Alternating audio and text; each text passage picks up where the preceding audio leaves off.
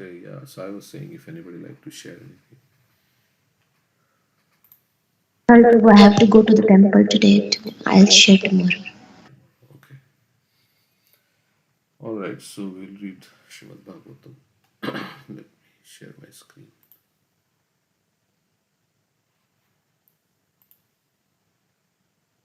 Yeah, you send the message. Okay. Yeah. So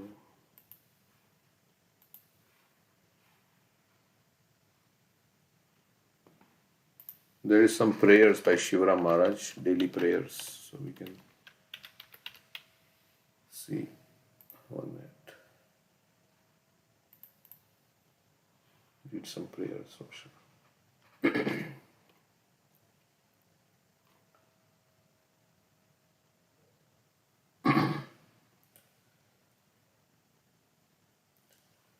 Some prayers to holy name. You can read.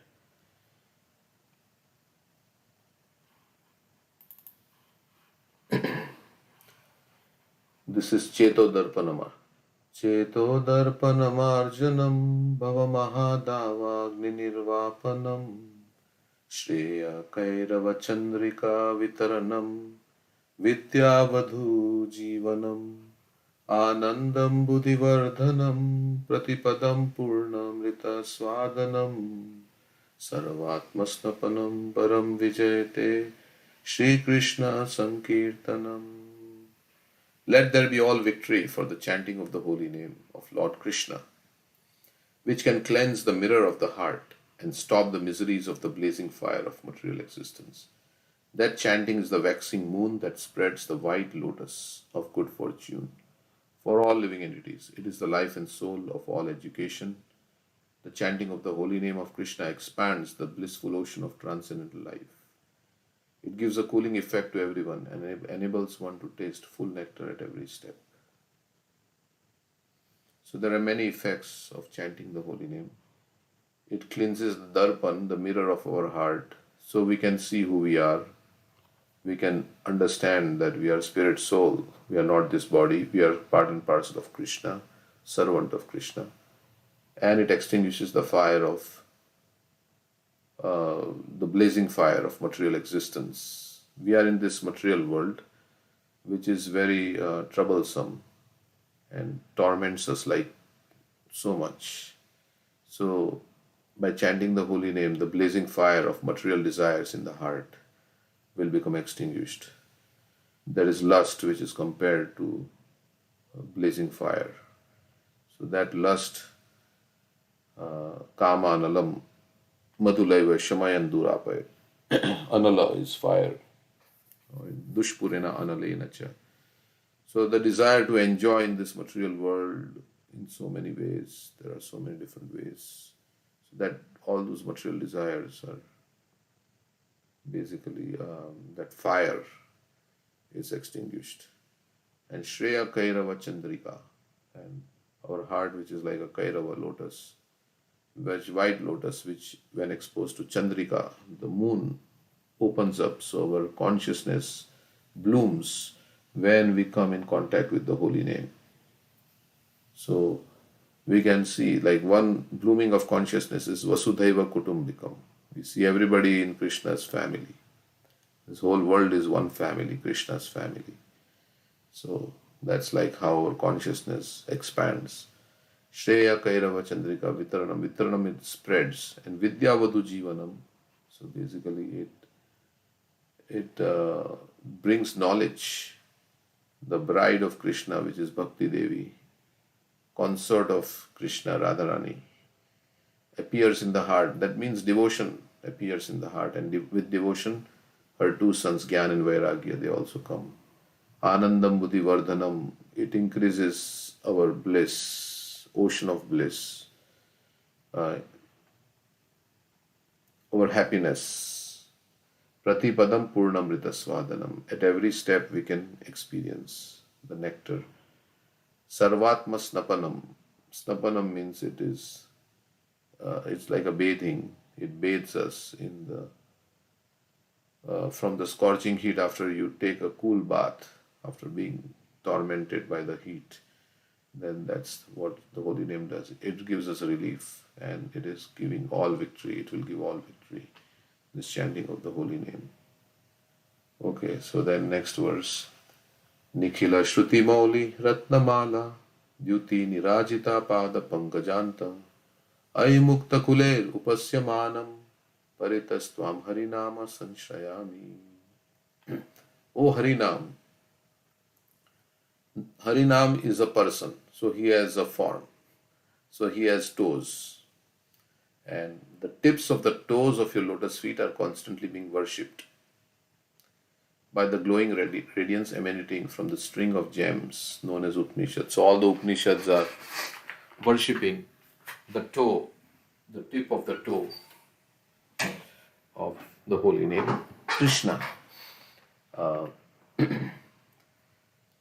So from the Upanishads there is a radiance emanating, and that radiance is worshipping with the light. It's worshipping the tips of the toes of the lotus feet of the holy name, the crown jewel of all the Vedas.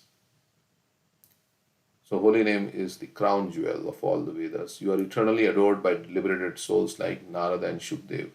Ai Mukta Kuler. Kuler means the group. Mukta Kuler means the group of liberated souls. Upasyamanam, Upasna, is worshipped. O Harinam, I take complete shelter of you. Harinam, Sanshrayami, Ashrayami is there. Sanshrayami. So I take complete shelter of you. Jayati Jayati Namananda Rupam Murare Viramita Nija Dharma Dhyana Pujadi Yatnam Kathamapi Sakridatam Muktidam Praninayat Param Amritam Ekam Jivanam Bhushanam Me. All glories to Lord Murari in the form of his all ecstatic name. If any living being puts aside such tasks as meditation, ritual worship, and social duties, and even once takes the Lord's holy name, the name will grant him liberation. So Namabhas can also give us liberation. So that holy name is the greatest source of eternal pleasure and is my very life and ornament. Bhushanam is the ornament. Jivanam Bhushanam me. Paramam Amritam. So it is the greatest source of, Paramam is the greatest source of pleasure. Ekam Jivanam Bhushanam me. And it is my very life and ornament.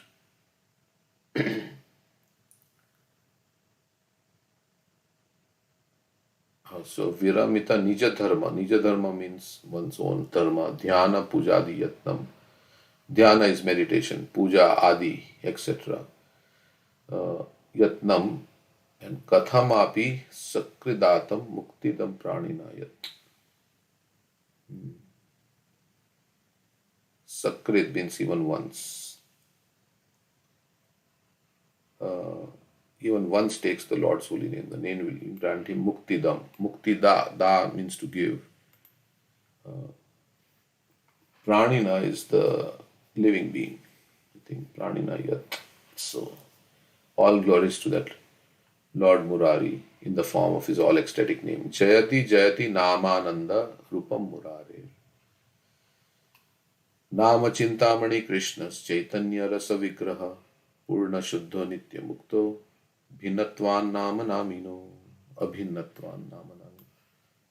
So the holy name of Krishna is a transcendental wish-fulfilling gem. It bestows all spiritual benedictions. So Chintamani, it is a Chintamani touchstone which can fulfill all desires. It Chaitanya Rasa Vigraha, it is Chaitanya, it is conscious, it is not dull. It is Lord Himself. And Rasa Vigraha, Vigraha means the reservoir. So it's the reservoir of all rasas. Purna Shuddha, it is completely pure and eternally liberated. Krishna is eternally liberated, like he is God, so Nitya Mukta. Abhinatvam Nama Namino, and there is no difference between the name and the Krishna.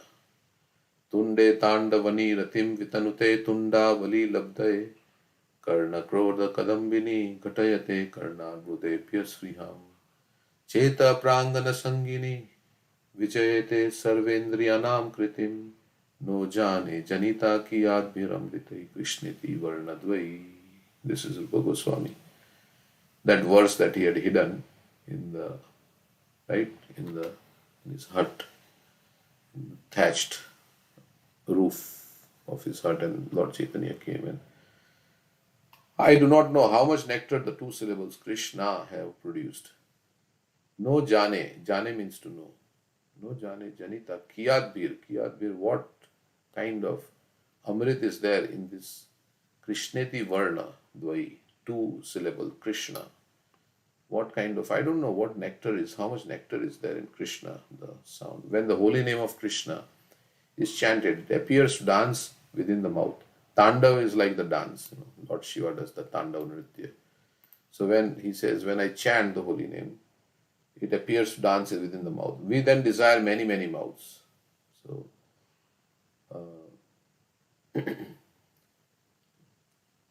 Tundavali, Labdaya. Labdaya means I desire, Labdaya means to get. I want many, many mouths. And I want many, many years. Arbudhya means Arab, like we have crores and Arabs like that. So I want so many, many years. When it enters the ear holes, then I desire it, so nectarian. I wish I had so many ears. When that name enters the holes of the ears, we desire many millions of ears. Karna arbudhe vyasvriham. Cheta prangana. Angan means the courtyard. Then from the ear it goes into the heart. And in the courtyard of my heart, Cheta prangana sangini vijayate, it conquers all my senses. It goes there, it dances in the courtyard of my heart. It conquers the activities of the mind, and therefore all the senses become inert. So they are like Radheti nama nava sundara situ mugdham, Krishneti nama madhuradbhuta gada dukdham, Sarvakshanam surabhiraga himena ramyam, Kritva tadeva pivame rasane shudharte. O tongue tortured by thirst, please mix the delicious nectar of the name Radha. So, Radha's name is like very delicious, like nectar, with a wonderfully sweet condensed milk. Gada dugdham. Dugdham means milk, and gada means concentrated. This condensed, concentrated, sweet milk of Krishna's holy name. Radha's name is like nectar, and Krishna's name like is wonderfully sweet condensed milk. And then you put hima. Hima is the snow or ice.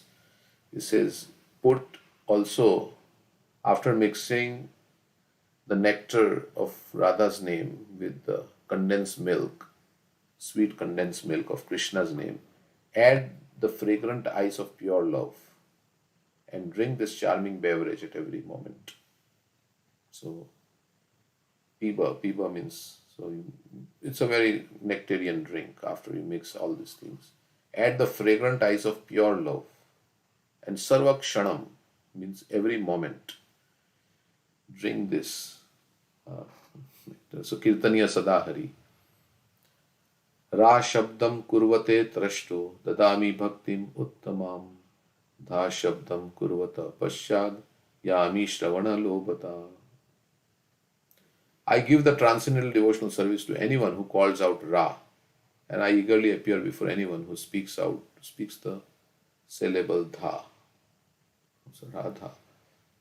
I don't know, this is Brahma Vaivarta Puran. Okay. Devanamata Bhakta Mukta Suridam Atyanta Duram Chayat Premananda Rasam Mahasukhakaram Chocharitam Premata Premna Karnayate Chapatyatha Muda Kayati Athalistayam Jalpatya Shrumukho Haristad Amritam Radheti Me Jivan. The nectarian name Radha is very far from the demigods, the liberated souls, the devotees, and kindly persons who are friends to all. So Radha's name is very far from. When spoken with affection, it brings a flood of the blissful nectar of love. And in the company of the gopis, Lord Hari, tears streaming down his face, happily hears, chants, and sings this name. So Krishna is chanting Radha's name, and Radha is chanting Krishna's name. We say Hare Krishna, Hare Krishna. It's like union and separation. So Krishna is pleased when we chant Radha's names, and Radha is pleased when we chant Krishna's name. So, and in the company of the gopis, Lord Hari's tears streaming down his face, happily hears, chants, and sings this name, which is my life and soul. Radha Rasa Sudha Siti Sudha Nidhi. These are prayers of Shivram Maharaj. He says, this is my daily prayer. So, I don't know how he's reciting so many prayers. Kva janoyam ativa pamara, kva durapam rati bhagpir apyadha, iyam ullasyatya ajar jara, gurur uttarsa dhura tathapi mam. Where is this fool? And where is that divine love that even the greatest devotees cannot attain? Still a new and intense thirst to attain that very rare love now makes me tremble.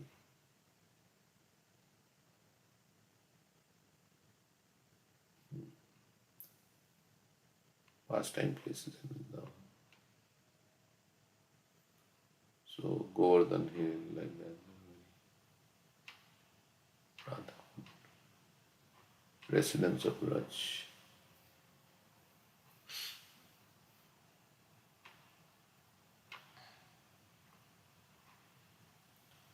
Okay. Prayers to Vrajvasis, prayers to gopis. Let's read some prayer to gopis. Manjaris. By offering Radha and Krishna betel nuts, by massaging their feet, bringing them water, arranging their secret meetings, and performing many other services. So the Manjaris are assistant to the gopis, and they make arrangements for Radha and Krishna's sweet pastimes.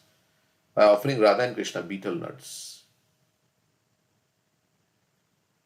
like in Radha Krishna Pranamora, also there is Tambula, by massaging their feet, bringing them water, arranging their secret meetings, and performing many other services, many maid servants. So they bring water, they massage the feet, they give betel nuts. Many maid servants affectionately please Radharani, the supreme controller of the Vrindavan forest. She is Vrindavaneshwari. When the divine couple are absorbed in loving pastimes, these maid servants perform service in their presence without shyness, moving even more freely than Radha's dearmost friends, such as Lalita and Vishaka. So these manjaris, they move and they perform service. I take shelter of those maid servants who have Rupa Manjari as their leader. So Rupa Goswami is Rupa Manjari, and we are under Rupa Nugas, we are the followers. So तुया अदर्शन आही गरले चरला देही चिरदीन तापित जीवन हा हा रूप करो दया देह मोरे पद छाया नरोत्तम लैला शरण. I think there is some आहा प्रभु कोरो दया देह मोरे पद छाया आहा रूप कोरो दया देह मोरे पद छाया नरोत्तम लैला शरण. So it's about Narottam Das Thakur is saying, I'm taking shelter of Rupa Goswami. O Rupa Manjari, separation from you is like a snake venom that makes my soul decay, or like a fire that burns my life breath. Please be merciful to me and give me the share of your lotus feet. Narottam Das takes shelter of you. Like that, there is prayer to Vishaka Devi, Lalita Devi, Radha Shyam.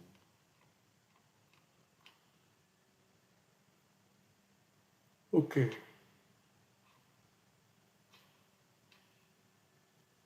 Any comments?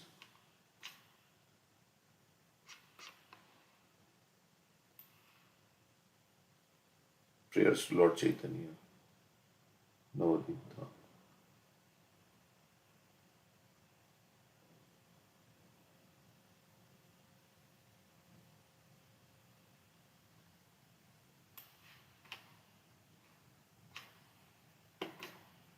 Okay, we'll read Bhagavatam.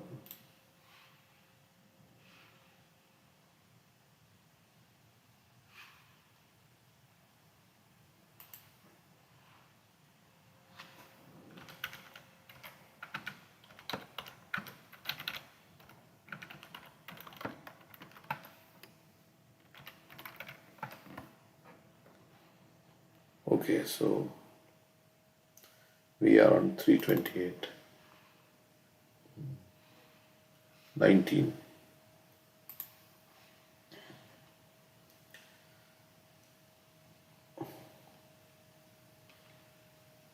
Thus, always merged in devotional service, the yogi visualizes the Lord standing.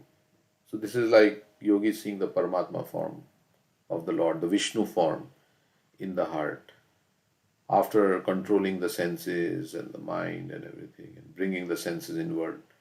Yam, Niyam, Asan, Pranayam, Pratyahar, Dharan, Dhyan, and Samadhi. Then finally in Samadhi he sees Vishnu in the heart. Visualizes the Lord standing, moving, lying down, or sitting within him. For the pastimes of the Supreme Lord are always beautiful and attractive. Usually Paramatma is said to be standing,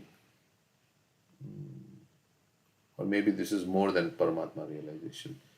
The process of meditating on the form of the Supreme Personality of Godhead within oneself and the process of chanting the glories and pastimes of the Lord are the same. The only difference is that hearing and fixing the mind on the pastimes of the Lord is easier than visualizing the form of the Lord within one's heart, because as soon as one begins to think of the Lord, especially in this age, the mind becomes disturbed.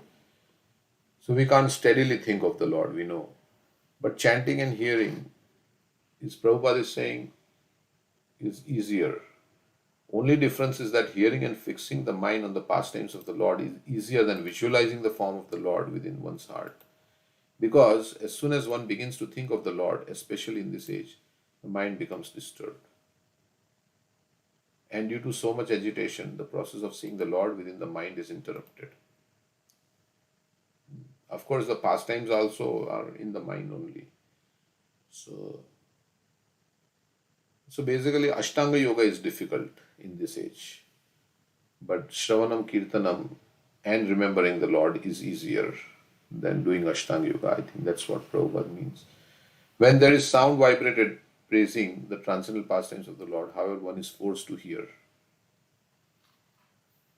So the Hare Krishna mantra is so powerful, the sound, that it makes us conscious of Krishna if we just come in this sound vibration.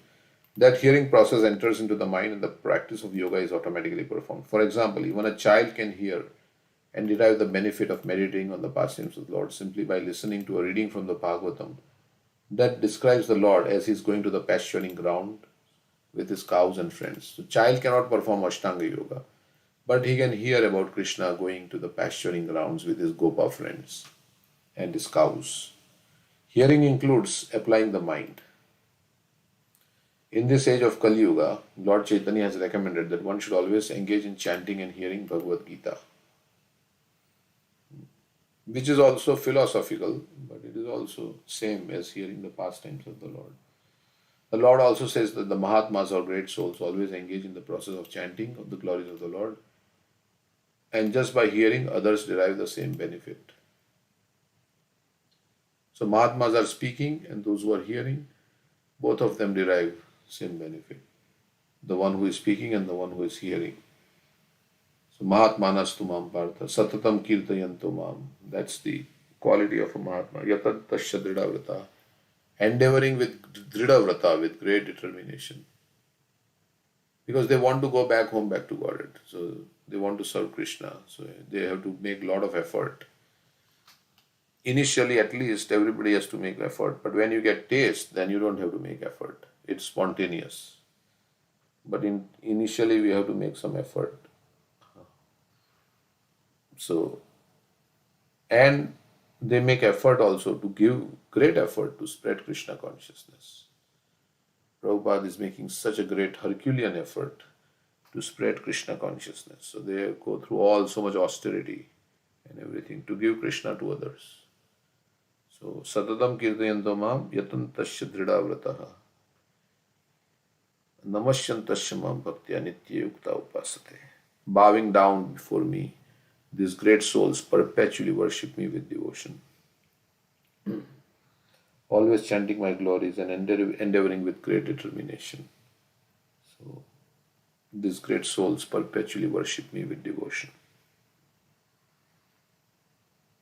So, like that verse goes. So, that is the quality that comes after Mahatmanas. That's 9:14. 9:13 is Mahatmanas tumam partha devim prakriti mashrita bhajanti ananya manaso gyatva bhutadim avyayam. And then 9:14 is satatam kirtayantu mam. So, how somebody may wonder what are the qualities of a Mahatma? So, Krishna immediately speaks 9:14 after 9:13. Of course, in 9:13 also the qualities of Mahatma are described. He has taken shelter of Radharani, devotional service.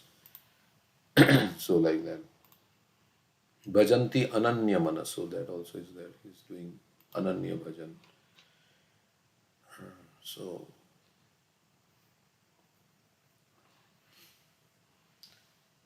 okay. And 9:13 and 9:14 are in the middle of the Bhagavad Gita, as we heard from Gauranga Darshan Prabhu. There are 700 verses in the Bhagavad Gita, and the middle, I think whatever the middle is, because he said it's an even number. There are two verses in the middle, and this is the middle of the Bhagavad Gita, where Krishna mentions about Radharani, Devi Prakriti is Radharani, and the chanting of the holy name.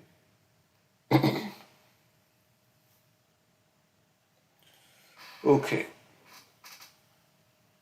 And then we have the Manmana Bhava Mad Bhakta, which comes in the middle of the 6 chapters. Okay. So, does always merged in devotional service. I read that. Okay. So, where are we? That hearing process enters into the mind and the practice of yoga is automatically performed. And all our material desires are go away by chanting the holy name. The desires for sense gratification. For example, even a child can hear and derive the benefit of meditating on the pastimes of the Lord. Okay. Okay. Hearing includes applying the mind. In the age of Kali Yuga, Lord Chaitanya has recommended one should always engage in chanting and hearing Bhagavad Gita. The Lord also says that Mahatmas or great souls always engage in process of chanting the glories of the Lord, and just by hearing, others derive the same benefit. Yoga necessitates meditation on the transcendental pastimes of the Lord, whether it's standing, moving, lying down, etc. So initially we may not have taste for hearing about Krishna and the pastimes and like that. We like to hear about the pastimes of people in this world, some celebrity and like that. Because we think Krishna is a fictitious figure.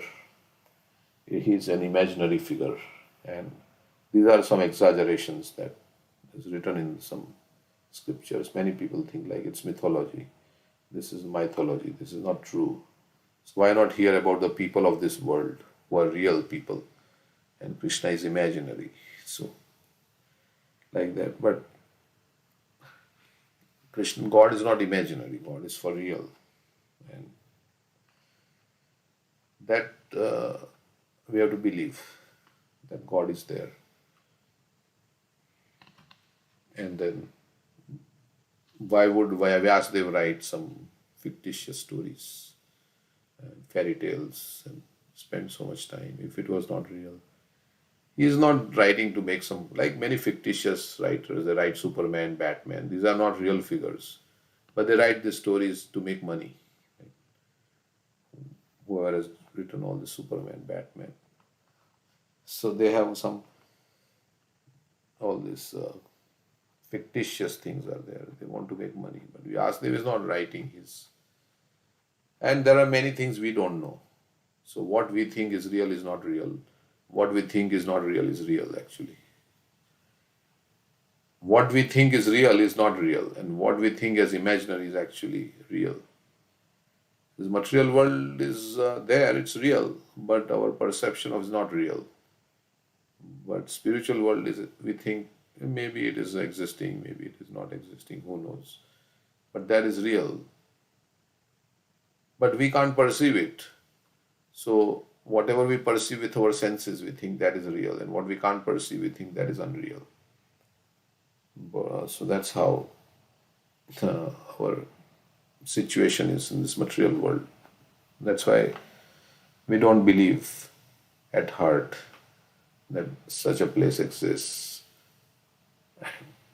But then we want to live in such a place and we want to be eternally happy. So, why wouldn't there be such a place? We think that there can never be such a place because we are accustomed to living in this world of birth and death. So we think, yeah, this is natural, this is how it is, life is. You live for a few years and die, suffer, like that. So this is how it is. But that's not natural for the soul. So, so because we have that desire to live eternally, because we came from a place like that, where life was eternal, there was no anxiety, there was no, yeah, Vaikuntha means free from anxiety. So we are looking to be in that place now, here in the material world, but it's not possible here in the material world. So the Shastras are saying, so we accept, we should believe. And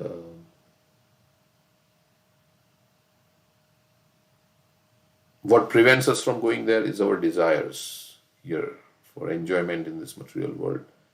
We think this is very nice, and if I enjoy my senses, then I will get a lot of happiness. That's the main desire that prevents us from going there. But actually, when we engage, the Shastras say that no, when you serve Krishna, you will get more enjoyment than when you try to serve your senses like that. And in Krishna consciousness, there is not like enjoyment of senses is not denied. You can eat nice prasadam, you can hear nice kirtan, you can hear philosophy discussed. There is everything, nice fragrances and everything. So, okay, it can be dovetailed in Krishna's service also. Yeah. Somebody like to say anything? Yeah, I That's, was saying to, ah,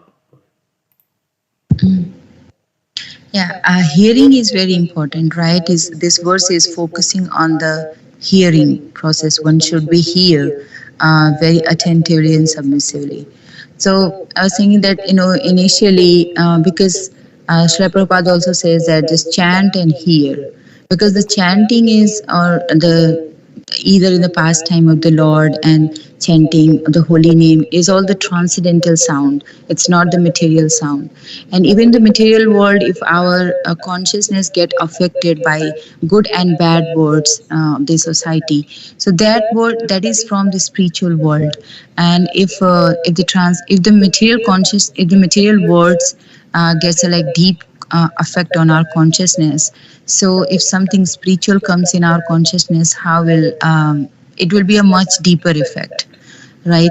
So that's why and that's why it says that like initially maybe one has to force to hear, but as soon as we get as you said that when we get hearing and hearing and hearing, and then we get attached, and it's the same like the rasovarjam rasopiyasya param drishtva nivartate.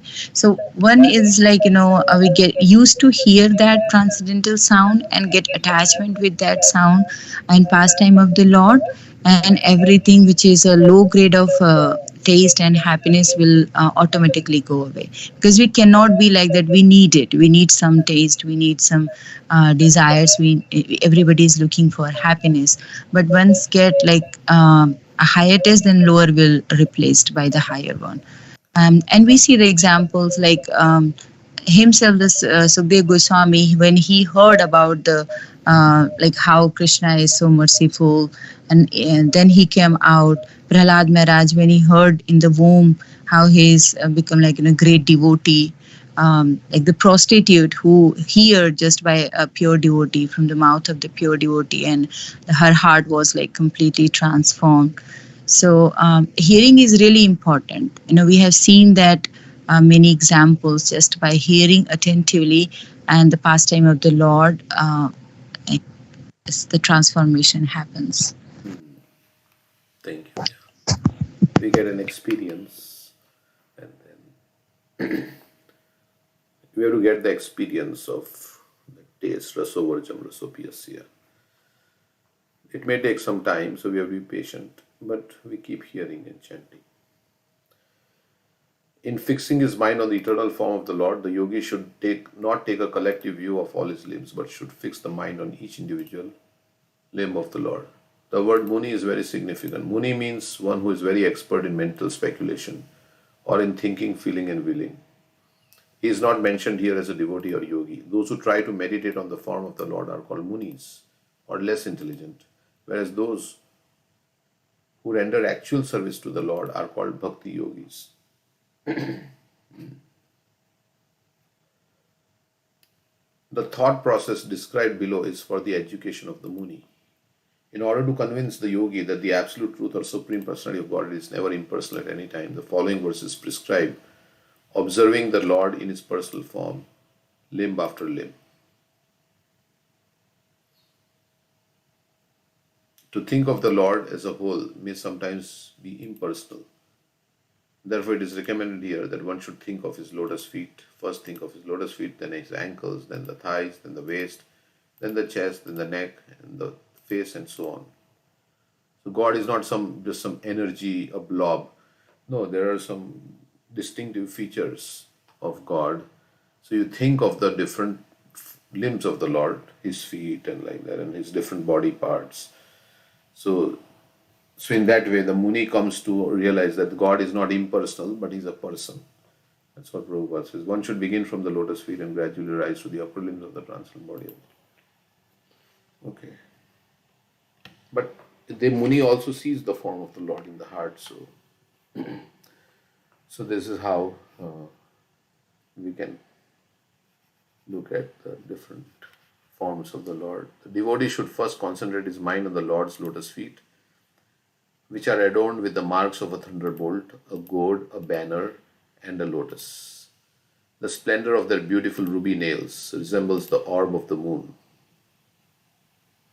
and dispels the thick gloom of one's heart. So there are many markings on the Lord's lotus feet described here. Thunderbolt is there. Gourd is like for the elephant, I think, the gourd, right? A banner and lotus. The Mayavadis say that because one is unable to fix his mind on the impersonal existence of the absolute truth, one can imagine any form he likes and fix his mind on that imaginary form. But such a process is not recommended here. Imagination is always imagination and results only in further imagination. A concrete description of the eternal form of the Lord is given here. The Lord's soul is depicted with distinctive lines resembling a thunderbolt, a flag, a lotus flower, and a gourd. So everything is like so specific about the Lord, right? What is there on his feet, what kind of ornaments he's wearing, and his cloth and everything is so like specific. So sometimes people think it can't be too specific. If it is too specific, then that becomes more sectarian. So we want to be secular, not sectarian. So let's make him impersonal. But he is a specific person. So that's how it. But he's not a person like me. So that's the difference. The lust, in the sense that he's infinitely powerful. He's Vibhu and we are Anu. The luster of his toenails, which are brilliantly prominent, resembles the light of the moon. And really, how do we know that God exists? Really, how do we know? One is through logic. There is intelligent design, so we say there must be an intelligent being. So that's how. And then keeping some faith in Shastra, that maybe, and we practice bhakti, then Krishna may reveal himself personally to us. He may appear before us personally or through the different, like you offer a prayer to Krishna and then your prayer gets fulfilled. You may think, well, it's just by chance, but actually Krishna is reciprocating with your prayer.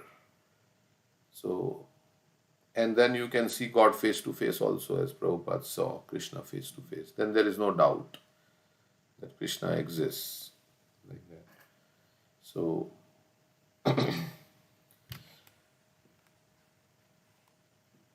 and then, yeah, we are in difficulty. So, there is naturally, we want to take shelter. So, like they say, there are no atheists in a foxhole. So, the natural tendency of the living entity is when it's in danger. Of course, pious living entities, you could say, they turn to God. They may not know, like Gajendra did say, he didn't know exactly the form of the Lord. But he was saying, oh God, if you are there like that, this is please save me. He was describing the characteristics, and then Lord came. So, the luster of his toenails, which are brilliantly prominent, resembles the light of the moon. So, the quality to know God is purity, purity of the heart. So, purity, if there is purity of the heart and adherence to or obedience to Vaishnavas, then there will be result. If a yogi looks upon the marks of the Lord's soul and on the blazing brilliance of his nails, then he can be freed from the darkness of ignorance in material existence. This liberation is not achieved by mental speculation, but by seeing the light emanating from the lustrous toenails of the Lord.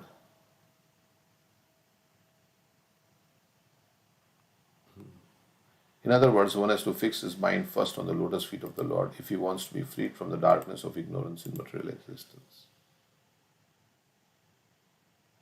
So there is a nice verse in the 11th canto. Deyam sada paribhavagnam abhishtadoham tirthaspadam shiva virinchinutam sharanyam.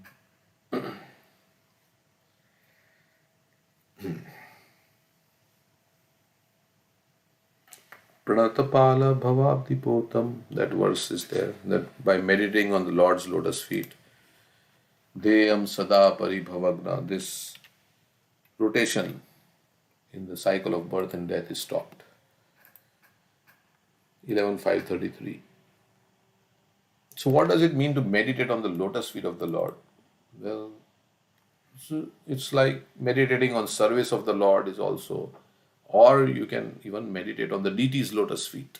That is also, and basically, of course, every limb of Krishna's body can perform Angani Yasya Sakalendriya Vritti Manti. Every limb of Krishna's body can perform the function of any other limb. But Krishna's lotus feet, what are the symbols on Krishna's lotus feet? Like that, and meditate on and what each symbol means. There is meaning to each symbol on Krishna's lotus feet. And then just take shelter. Like when we meet a great soul, we bow down, we touch their feet, we humble ourselves. So we humble ourselves before Krishna, and we engage in his service. I don't know anything, Krishna. I am in a very difficult situation. I don't know anything. My senses are out of control, and I am very bad person, Krishna, but I have come to you. Please engage me in your service and save me. So I am in the cycle of birth and death. I am trying to, establish my situation in this material world. That also, I'm struggling here in this material world. And I have so many anxieties, Krishna. So, Krishna, I have come to you. Now, you please make me free from all anxieties by engaging me in your service. I am surrendering to you, Krishna. Yesterday we are talking about surrendering. Surrendering means I am helpless. And Krishna, you are, oh God, you are the supreme controller. I give my life in your hands. We say, you take charge of my life, Krishna. I'm helpless. I don't know anything. I'm planning all my material desires, but all these material desires has given me no peace, only repeated birth and death. So now I'm giving up. I'm surrendering to you. You please accept me, Krishna. I'm done with material existence. You please. I've tried and tried, but it didn't work out. Krishna, now I surrender to you. I will just do whatever you say. So this is how you can dedicate your. That's like meditating on the lotus feet. Deyam sada paribhavagnam abhishtadoham. So all the gna means to destroy. Bhava means material existence. Pari means going around. Parikrama. So we are going round and round in this material existence. Sometimes we get a nice situation, sometimes we get a bad situation. Sometimes we are Brahma, sometimes we are an ant. So by meditating on the lotus feet of the Lord, which are Tirthaspadam Shiva Virinchi Nutam Sharanim. Even Lord Brahma and Lord Shiva, they meditate on his lotus feet. Prityarthi. Pritya means servant. And Arti means distress. Artha. So distress of his devotees is destroyed. Prityarthi. For those who bow down to Krishna. Pranata Pala. Pranata Pranam. Those who bow down to him. And he's the maintainer, Pala, of those who bow down to him. Pranata Pala. Bhavabdi Potam. So at least we can come to temple and bow down before Krishna. And Krishna says, please do it. Mam Namaskuru, he says. Please bow down. Please offer me your respects. We may think, well, Krishna wants our respects. No, it is for our good. Means he's saying that you surrender to me. Take shelter of me. So first physical, at least do physical activity, and then in your consciousness also. So Pranata Pala Bhavabdi Potam, his Potam is the boat to cross this Vande Mahapurushate Charnarvitam. So, my dear Lord, you are the Mahapurush, the Supreme Personality of God, and I worship your lotus feet, which are the only eternal object of meditation. Means we can't completely always think of lotus feet, means we have to be engaged in the service of Krishna's lotus feet. So there are many services. So we can pick up some service. We can do also many different services because our mind wants variety. So after chanting, we can do some hearing. After hearing, we can go and do some other service. We can do book distribution. Then after book distribution, we can do some other service. Like that, we can clean the temple or we can cook. Then some other service like that. So mind needs some variety. So Krishna says, yeah, there are varieties of services. You can serve me. Then you can do some preaching like that. If you can do one service constantly, that is also like, there was one devotee, Vibhu Chaitanya Prabhu, in Vrindavan. So he was a Bengali elderly gentleman. He came and he was cooking for Krishna and Balaram. I mean, Radha Shyam Sundar and Gaur Nitai. Every day, like for many, many years, from morning till night, he was cooking. And he never went outside to any other place in Vrindavan. He was just confined to the kitchen of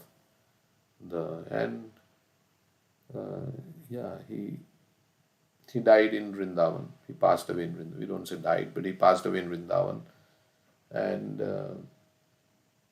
he must have gone back to Godhead. So one service he was doing. And then when he couldn't do his service, then so many people had to do his service. So many brahmacharis had to come to do his service. So he was doing that much service. He was cooking for the deities all day long. And he was singing also. He was chanting. So Prabhupada appreciated that. One time when he was taking the rounds of his Vrindavan temple, he said, who is that singing? Then they said, oh, it's Vibhu Chaitanya. He's always cooking and he was singing Mahamantra like that. So, but because our mind needs variety, sometimes we can do this service, sometimes we do that service, sometimes we make Those who know how to make garland, they make garland, then they can do some other service, deity service, or clean the kitchen or cook. So, but some services, Prabhupada says, service of the Lord is more, he says like that here, than just meditating like the Munis. Where did he say that? So we have to engage in some service. Yeah, those who try to meditate on the form of the Lord are called Munis or less intelligent, whereas those who render actual service to the Lord are called Bhakti Yogis. So, because mind can not remain steady on the form. The thought process described below is the education of the Munis. So we should take up some service and do, or multiple services at different times. Okay. So let's read this. So those feet destroy the embarrassing conditions of material life. So material life puts us in many embarrassing conditions because of our anarthas, and we do so many things which can cause us so much embarrassment. And no, when you are older and you have to pass stool and urine, you can't even move. It's very embarrassing condition, right? And then somebody has to clean you up like a baby. Now a full grown man, like 56, 70, 80 years old, now he has to pass stool and urine. So it's very embarrassing for the jiva to do that. So this is all this, so many different embarrassing conditions in this material life. So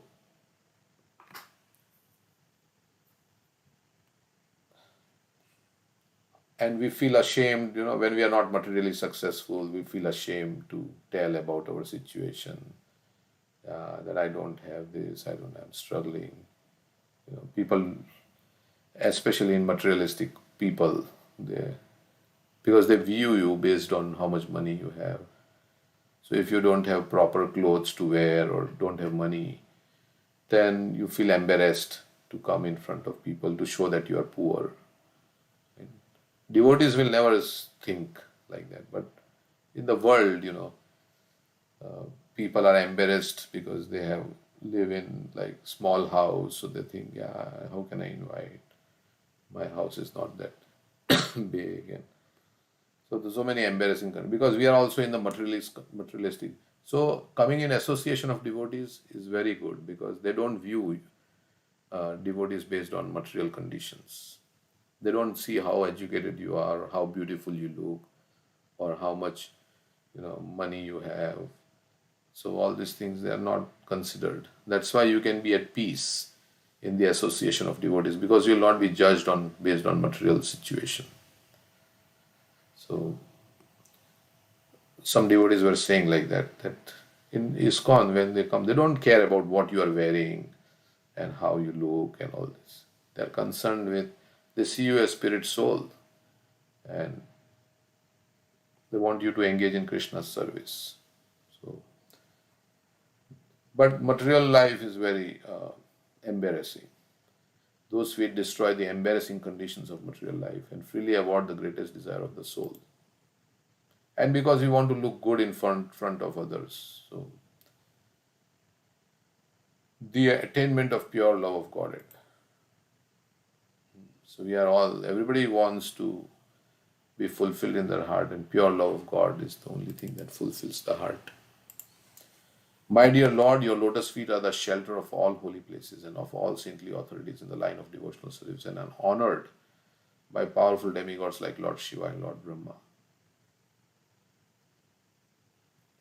So we can think about it. So many years of our life have gone. Some years are left. So why not just engage in devotional service and do whatever we have to do to maintain ourselves in the material world, but just do more and more devotional service and just see where Krishna takes us. After all, life is temporary. It's not going to last. So whatever is remaining, give one life to Krishna, but we have not given one life, so at least give the remaining years of your life to Krishna.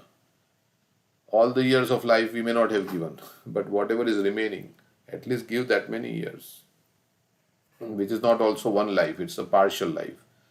It's not even half life, maybe even lesser than that.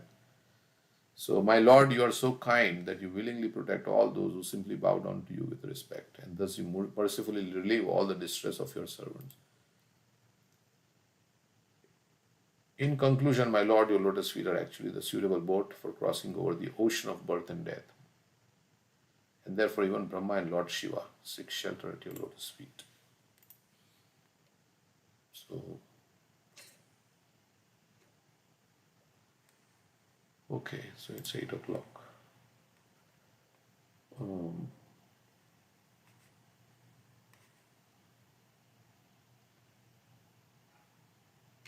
Okay, so next we will read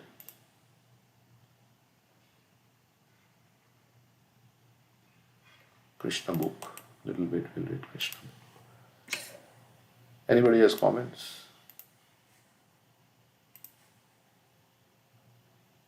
प्रभु जी मैं जितना सुनता हूँ लगता है और सुनते रहूं।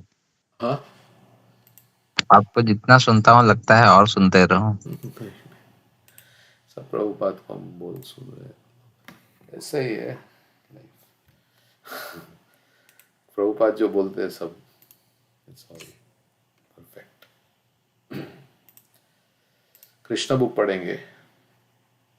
हमारा कुछ नहीं है, हम जो बोल रहे हैं, जो हमने भक्तों से सुना है, कृष्णा ने जो बोला है हम रिपीट कर रहे हैं शिला प्रभुपाद से। हमारा उसमें कोई वो नहीं है। हाँ, हम अगर वही जो बोले वो सुने हैं वही हम रिपीट करें तो वही हमारा वो क्वालिफिकेशन है, बस और कुछ नहीं है। वो कभी बोलते हैं कि हम तो पोस्टमैन जैसे होना चाहिए, हमको जो पोस्टमैन जो सेंडर ने लेटर लिखा है वो रिसीवर को वैसा का वैसा ही लेटर देना चाहिए। तो यही है, शास्त्र जैसा है वैसा ही बोलना चाहिए, जैसे कृष्णा ने बोला है, जैसे प्रभुपाद ने समझाया है, तो उसमें कुछ तो ये है लाइफ। मतलब हम सब सोच सकते हैं कि ये लाइफ में कितनी परेशानी है, कितना कठिनाइयाँ है, कितनी दुविधा है, लेकिन इसका हल क्या है? ये समस्या का हल यही है कि भगवान की शरण में आना है और कुछ नहीं है। यही पूरा वेदों का सार है, पूरा सब संदेश यही इसके ऊपर ही आधारित है। उसको अलग अलग शब्दों में बताया गया है प्रभुपाद के परपोर्ट्स में, हमको कन्विंस करने के लिए हो गया भगवान का नाम लेना चाहिए। भगवान का नाम, जैसे कल बोल रहे थे कि भगवान और भगवान के नाम में कोई अंतर नहीं है, आज भी हमने पढ़ा, तो इसमें भगवान का नाम का आश्रय लेना चाहिए और भक्तों का आश्रय लेना चाहिए और जीवन सफल बनाना चाहिए, क्योंकि जीवन बहुत अनित्य है। यही सब बताते हैं प्रभुपाद जी। ओके, तो देखते हैं अभी क्या होता है श्यामंत का ज्वेल में क्या होता है अभी। सो सत्रजीत को भगवान सूर्यदेव ने उनको एक बहुत सुंदर माला दिया था जो बहुत ही शाइन कर रहा था। तो जब सत्रजीत द्वारका में आया तो सबको लगा सूर्य भगवान खुद आ गए हैं, क्योंकि वो बहुत ही एफल्जेंट था। सो क्या यहाँ से पढ़ते हैं, mistaking Shatrajit to be the sun god, some of the important citizens of Dwarka immediately went to Krishna to inform him that the sun, so Krishna के पास गए सब लोग द्वारकावासी और कहने लगे कि सूर्यदेव आ गए हैं, हमारे नगरी में सूर्यदेव आ गए। At that time Krishna was playing chess. One of the important residents of Dwarka spoke thus: My dear Lord Narayan, you are the Supreme Personality of God. In your plenary portion is Narayan or Vishnu. You have 4 hands with different symbols: the conch shell, disc, club, and lotus flower. You are actually the owner of everything, but in spite of your being the Supreme Personality of God, Narayan, you descended in Vrindavan to act as the child of Yashoda Mata, who sometimes used to tie up with her ropes, and you are celebrated therefore by the name Damodar. That Krishna is the Supreme Personality of Godhead. Narayan, as accepted by the citizens of Dwarka, was later confirmed by the great Mayavadi philosopher.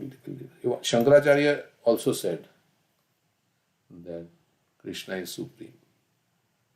Even though we know Shankaracharya impersonal, he started this impersonal philosophy, Mayavada. But he also ultimately is Lord Shiva. So as Lord Shiva, he could not hide his devotion to Krishna. So the question is that why did he preach a philosophy like that, impersonal philosophy?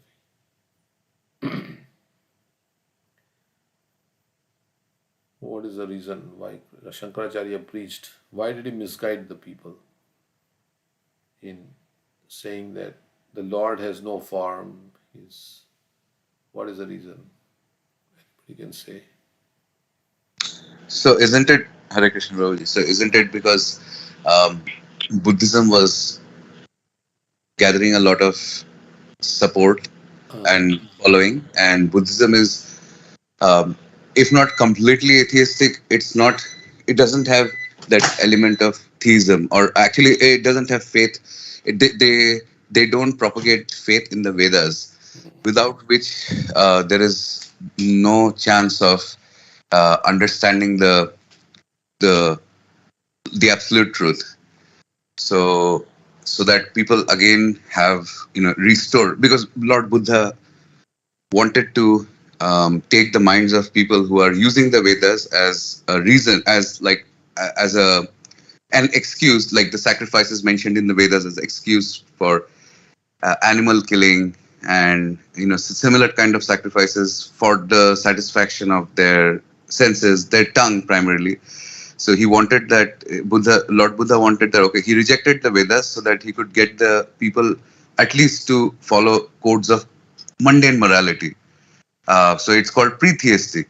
But then when Shankaracharya saw that this way everyone is going to uh, go away from the teachings of the Vedas, not follow them, without which there is no chance of understanding God, then he began preaching this philosophy of impersonalism, which was like covered atheism, as Mahaprabhu says and Prabhupada says, where you're again like bringing Vedas into picture, but it's like giving the assurance to this atheistic people that you don't have to still believe in a God, in a personal God, but believe that the Vedas are the ultimate sources of knowledge, and God is just impersonal. God doesn't have a form, so you don't have to worry about serving anyone. You can still go about doing your own thing, but do it on the basis of the teachings of the Vedas. That way, your life will be perfect, and but you don't have to have faith in God. So something like that, and then he wanted to push Buddhism out of the region of Bharatvarsha, and which he did successfully. But he never really internally, as you were explaining, he never really believed that his own philosophy. But he was so charming and he had such charisma that people were, I mean, till date, impersonalism is such a big thing. It has so much influence. So that is what I have heard. Maybe I'm not been able to. yeah, that's what also I heard that. Yes, after Buddha he came and he wanted to bring people back to the Vedas, but with a kind of similarly philosophy as impersonal, voidistic. Okay, yeah, thank you. That Krishna is the Supreme Personality of Godhead Narayan, is accepted by the citizens of Dwarka. Okay. By accepting that the Lord as impersonal, he did not reject the Lord's personal form. Everything which has a form in this material world is subject to creation, maintenance, and annihilation.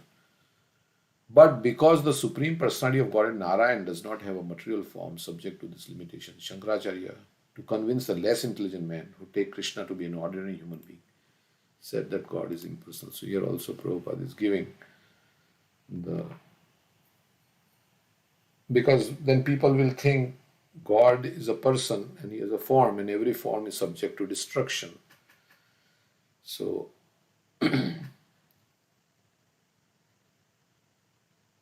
then he made the less intelligent people to believe that Krishna, who take Krishna as an ordinary human being, actually Krishna is a form, but his form is spiritual. But we can't see spiritual form, right? Because with eyes we cannot see spirit soul. When somebody dies, we don't see the spirit soul leaving the body with our eyes, right? He just died, right? I mean, we don't see the soul leaving the body because that is spiritual. With spiritual material eyes, we cannot see spiritual things. So, so those, although Krishna has a form, it is spiritual form, and we cannot see him. So he has appeared, we say, in the deity form, right? That's so we can worship him. But So basically, Shankaracharya is not denying the Sachidanand form of the Lord. all right. Since people has comparing, like, Krishna has a material body. Krishna come as a, when he come, he is actually impersonal, but he take as a human form and come to the, like that, as a human being. So he just wanted to deny this concept that Krishna doesn't have a material body. So that's why he says that, right? That's why he says he is impersonal. But he didn't deny the Sachidanand form of the Lord. Yeah, and also Krishna also left a material form behind, right? We say that when he passed away, when he was shot by that hunter Jara, Right. then there was a body left behind, and yeah, so people, whatever they see is what they believe, and so they say, oh yeah, Krishna left behind a material body, just as when we die, we will also leave behind our material body. So he was like an ordinary human being. It's not like any, his form is not spiritual, because if it was spiritual, then how can he leave behind a body of matter? But that's how. But then we say that he left the form behind too. What was the reason? To like leave for the atheist the reason to believe that he was an ordinary human being. Is it And the like atheist may say, "Oh, you are just twisting and turning all the facts just to support your philosophy." But here is what we see. Here we see is Krishna is left behind. Atheists may argue like that, right? You're just twisting and turning the facts just to prove that Krishna has a spiritual form. What would you say to that?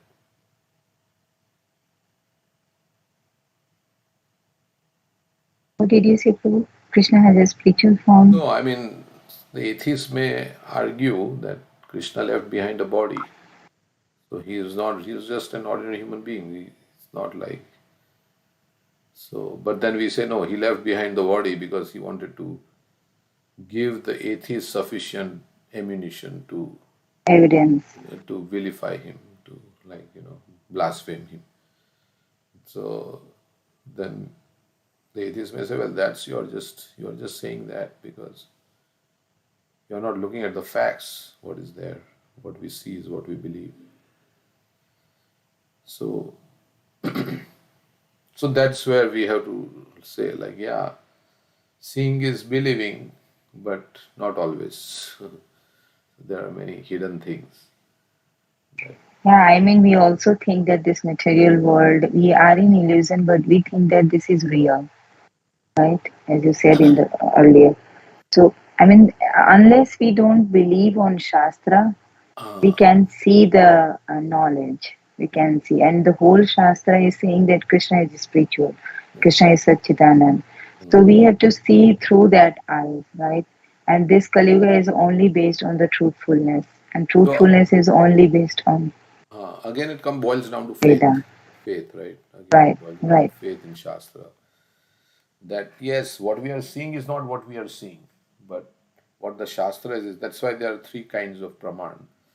There is Pratyaksha Praman, there is Anuman, there is Shabda Praman. They say Shabda Praman is the perfect Praman, which is the Shastra Praman.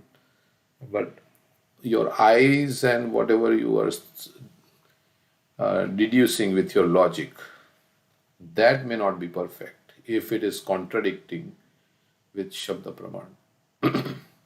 So that's sometimes difficult to believe because they say this is what we are seeing. How can you say how I cannot believe what I'm seeing? So Shabda Praman, like, and Prabhupada gives some example like that the dung of an stool of an animal is impure. But in the Vedas it is mentioned that the cow dung is pure. So now they have found out how cow dung has some very good properties. So, and he would give examples like that. That's why Shastra is perfect. He would say like that.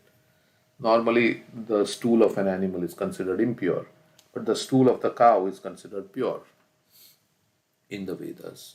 And that's how it has been established. But for everything, what Shastra says is true, yes. That's how we have to believe. So, In practical life, also, we have seen, like, for example, like mirage in the desert, right? It looks like that water, but there is no water there.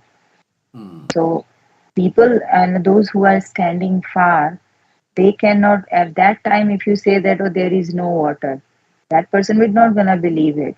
But once they come closer and saw, that maybe believe. So it's like that. Maybe you haven't experienced, you haven't seen, you haven't had faith and trust on the Vedas. So once you do that and then experience, or then you can see or visualize. So yeah. okay. So, this impersonality means that he's not a person of this material condition. He's a transcendental personality without material body. The citizens of Dwarka address Lord Krishna not only as Damodar but also as Govinda, which indicates that Krishna is very affectionate to the cows and calves. And just to refer to their intimate connection with Krishna, they addressed him as Yadunandan because he was born the son of Vasudeva in the Yadu dynasty.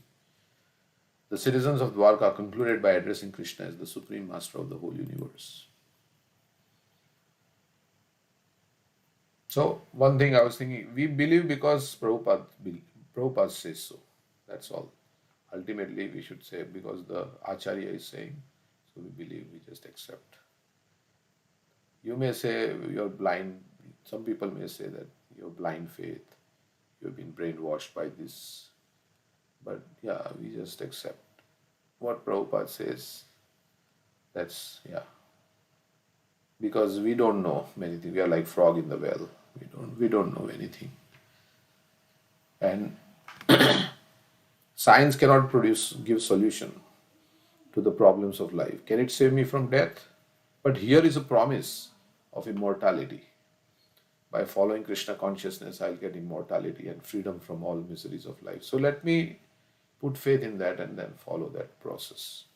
Because science cannot give us that immortality. With material science, you cannot achieve immortality in this body. Everybody has to die. But here is Krishna saying that if you surrender to me, then you'll come back to me and Tyaktva deham punarjanma naiti mameti swarjuna. Janma karma chame divyam evam yoveti tatvataha tyakta deham. So Krishna is saying that yes, so if you surrender to me, if you understand me in truth, then you surrender to me. And if you surrender to me, there'll be no more coming back. So another thing is we are attracted to this material world. Do we like this material world? Yeah, when things are going nice and there is nice places to go. Now everybody's traveling, July 4th weekend, everybody's going places. There is some enjoyment there. Yeah, some people have gone. I called some people for the program yesterday. Most of them were saying we are traveling, we have gone here, we have gone there. So we are absorbed in this, some happiness that the material world gives. And so we are not thinking of death, old age, disease, and because of the nice situation that right now I am in, where I can get some enjoyment and I can go, travel. But ask a man suffering from cancer, ask how the world is for him. He will say it's miserable. It's a miserable world. And his body is miserable. So, so like that. It's all, because we are attached to this world, we don't want to go to that world where there is a promise of, eternal life full of happiness. Because we think we have to do our thing in this world.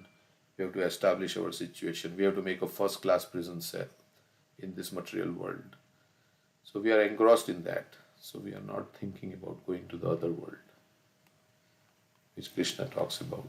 This is the main reason, right? That because this is all the world we know about, right? Through our senses.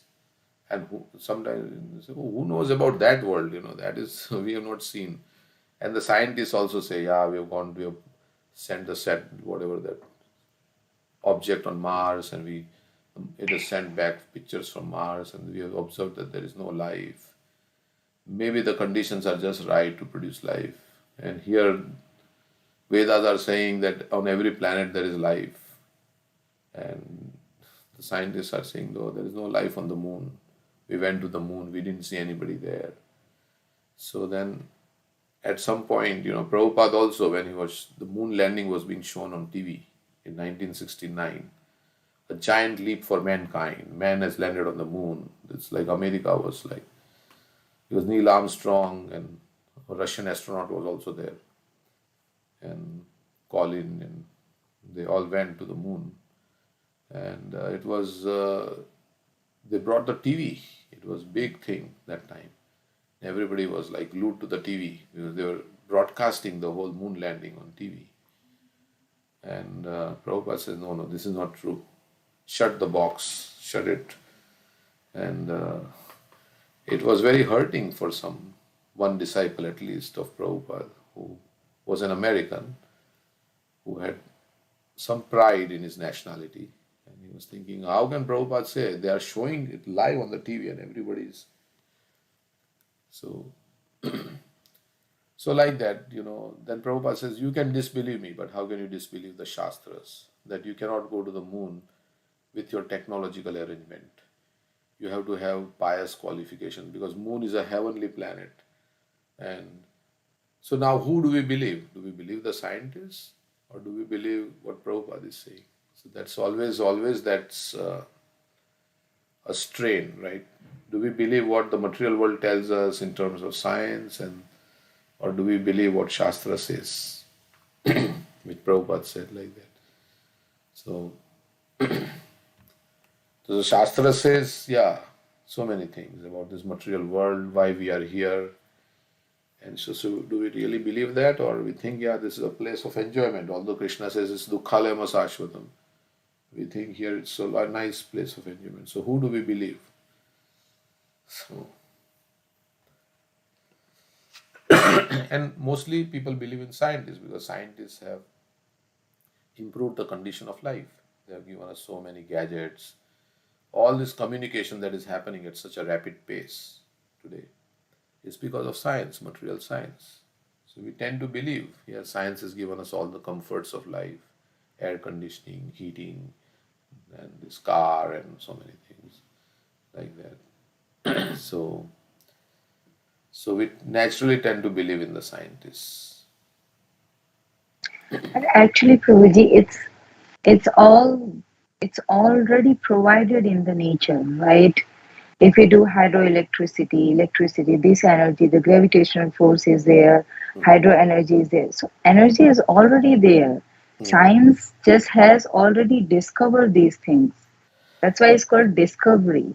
So they have discovered these things and they put all together and did the formula and just use all the energy of which is already in this nature. And if you talk about the evidences, yes, I mean, this world is mostly inclined towards the material science. But in our evidence, does anyone who can deny the Kurukshetra war? Does anyone can deny what in archaeological evidence is there? The Dwarka has submerged in the ocean. Ram Setu, they all discovered, right? This is all authenticate. So if these are present, so this must be these all happened. The Vrindavan is there, Mathura is there, that the jail where Devaki and Vasudeva was there, that is also present, even in the current era also, right? So if it's all there, so you must be, if Kurukshetra is there, then Krishna has spoken Bhagavad Gita.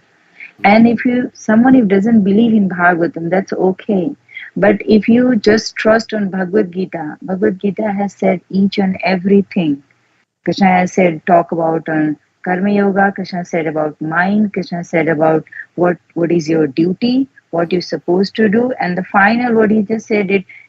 Of course, you said it is a temporary world, and this is a place of misery. So Krishna already talks about that. This is Dukhalayam, Asashwatam. So everything he said it. No, you don't believe on Bhagavatam. I understand this point. But if Bhagavad Gita you accept, so just accept Bhagavad Gita. I think after that life is perfect. Krishna said that last word, just surrender to me because I am the God. Nobody said that. Even people talks about religion, sects. So this is like kind of nonsense thing because if you just believe that Krishna has said that I am the God, I will deliver you. Do not fear. So if someone says that with that form and conviction, and we have some evidences also, just have faith and just trust it and trust the process. I mean, without trusting, you cannot work out your material relations also. Right. So Yes. yeah, I mean, I Trust. think so. Yeah, trust. We have to have trust. That's a good word. Trust. Vishwas in these things, in the Acharya. Okay. Okay, so let's see where we are. We'll stop here. I think it's 8:30.